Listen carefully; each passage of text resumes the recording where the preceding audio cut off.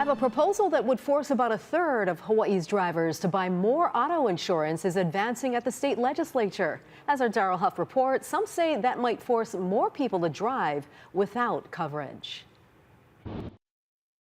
It's estimated that 3 out of every 10 drivers in Hawaii are carrying the least amount of insurance that the law allows. That puts them at risk of financial disaster if they're in an accident. The minimum property and injury coverages required by law haven't changed in nearly 30 years, so they are now far short of what's needed for even moderately severe accidents. Especially if there's an emergency or trauma incidents involved.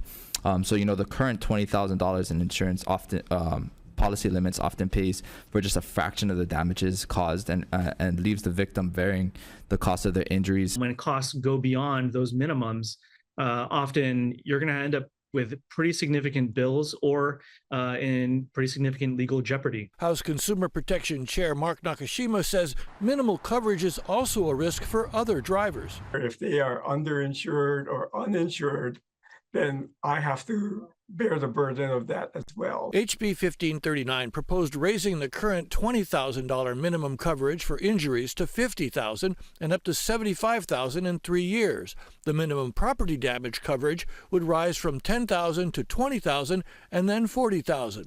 One estimate of the cost was about $175 to $200 added to current premiums per year. The insurance industry said that might drive more owners into going without. It becomes more expensive and it puts people in the position where they might not be able to buy it at all. There will be a larger portion of drivers in Hawaii that will drive around without insurance whatsoever, which will then prohibit recovery from those individuals at all. But lawmakers doubt that because going uninsured is both illegal and financially risky. I don't think it's realistic that a ton of people are suddenly going to go without insurance. I think that those who are law-abiding citizens will continue to be the ones that will continue to make ends meet and find a way to get it done. Lawmakers will have to find that balance between adequate coverage and affordable rates during upcoming conference committee negotiations. Reporting from Kalihi, Daryl Huff, Hawaii News Now.